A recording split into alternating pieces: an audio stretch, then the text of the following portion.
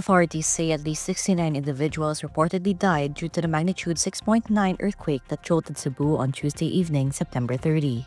The quake damaged several heritage churches, houses, and schools, while causing widespread power outages in the region. Office of Civil Defense Assistant Secretary Rafael Alejandro IV says most of the fatalities were tallied in Bogo City at 30. PHIVOLCS reported that the magnitude 6.9 earthquake occurred at 9:59 p.m., with the epicenter located 19 kilometers northeast of Bogo City at a shallow depth of 5 kilometers. According to the official, the earthquake happening at night can lead to more casualties.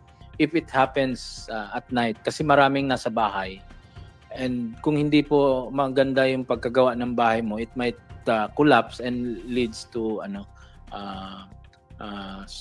more casualty. Kasi pag umaga kasi, ayun, we're all alert, no? Madaling lumabas. Alejandro also says rescuers are scrambling during the so-called golden hour, referring to the first 24 hours when the likelihood of survivors remains high. Sabi ko nga kanina, the golden hour natin is 24 hours sana, no?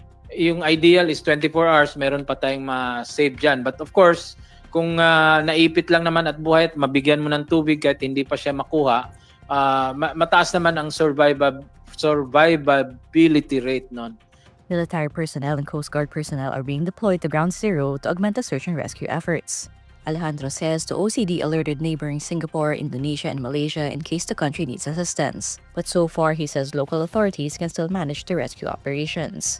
The entire province of Cebu has been placed under a state of calamity, allowing the provincial government to use quick response funds and also to conduct a 60-day price freeze of basic goods.